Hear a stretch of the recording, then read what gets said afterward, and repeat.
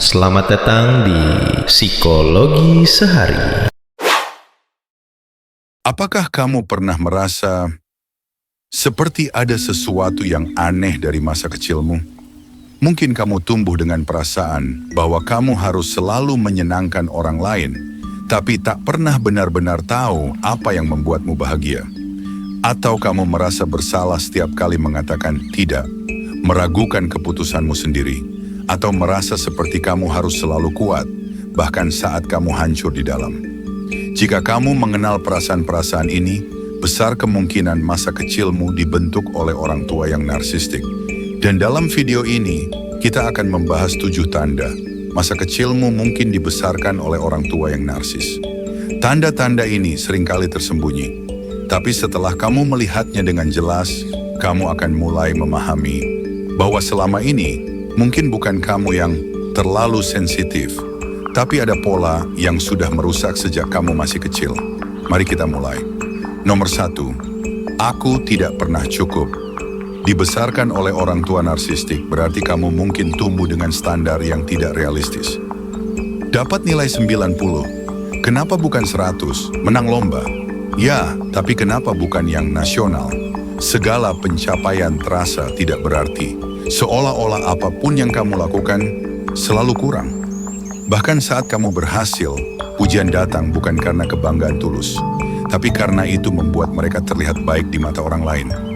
Lama-kelamaan kamu belajar bahwa nilai dirimu bergantung pada performa, bahwa kamu harus sempurna untuk layak dicintai, dan itu menyakitkan.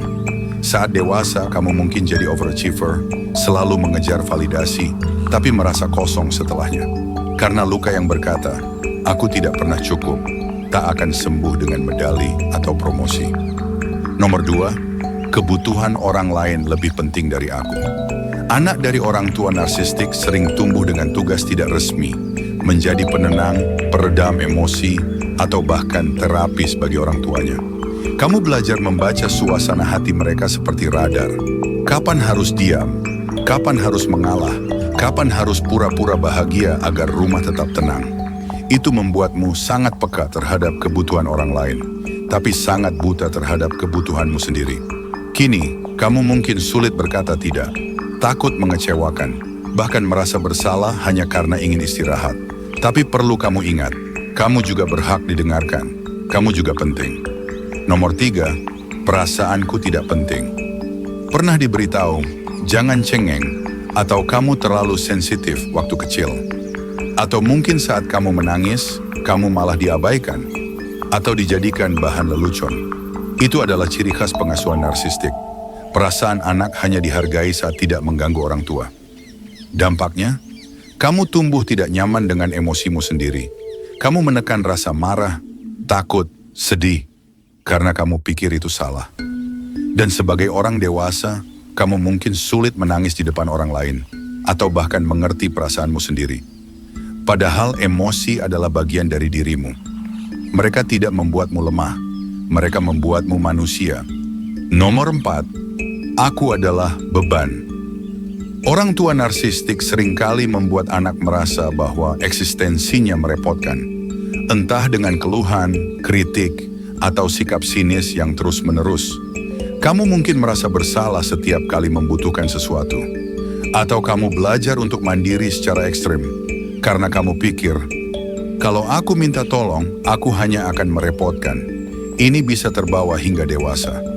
Kamu jadi orang yang selalu membantu orang lain, tapi tidak pernah meminta bantuan. Kamu tersenyum saat hatimu remuk, dan kamu merasa harus terus bermanfaat agar layak disayangi. Tapi, kamu tidak harus menjadi berguna untuk layak dicintai. Kamu layak hanya karena kamu ada. Nomor 5, kesulitan berarti aku lemah. Narsisme sering menyamar sebagai perfeksionisme.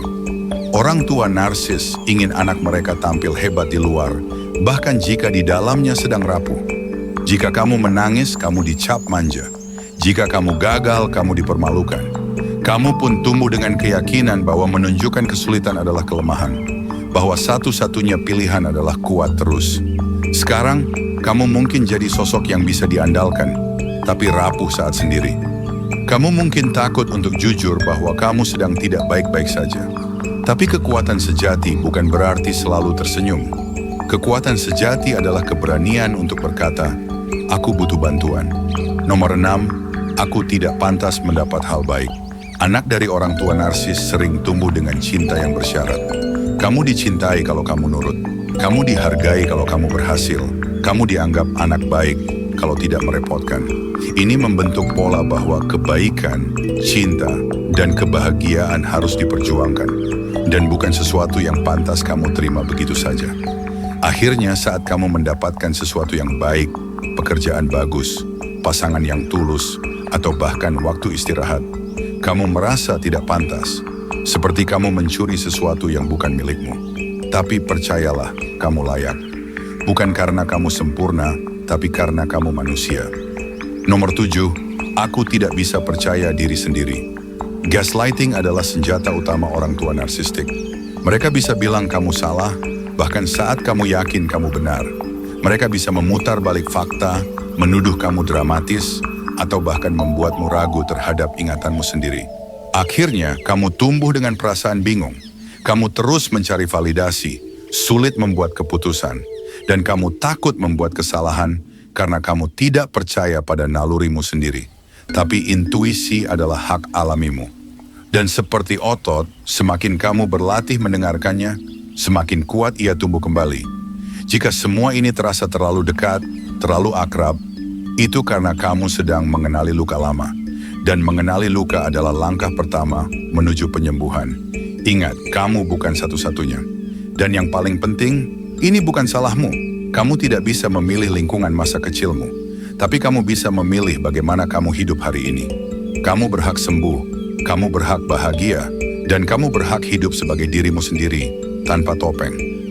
Jika video ini menyentuhmu, jangan lupa untuk like dan bagikan ke orang lain yang mungkin membutuhkannya. Dan untuk kamu yang ingin belajar lebih banyak tentang psikologi, penyembuhan diri, dan cara hidup lebih sadar, klik tombol subscribe dan nyalakan loncengnya. Sampai jumpa di video berikutnya.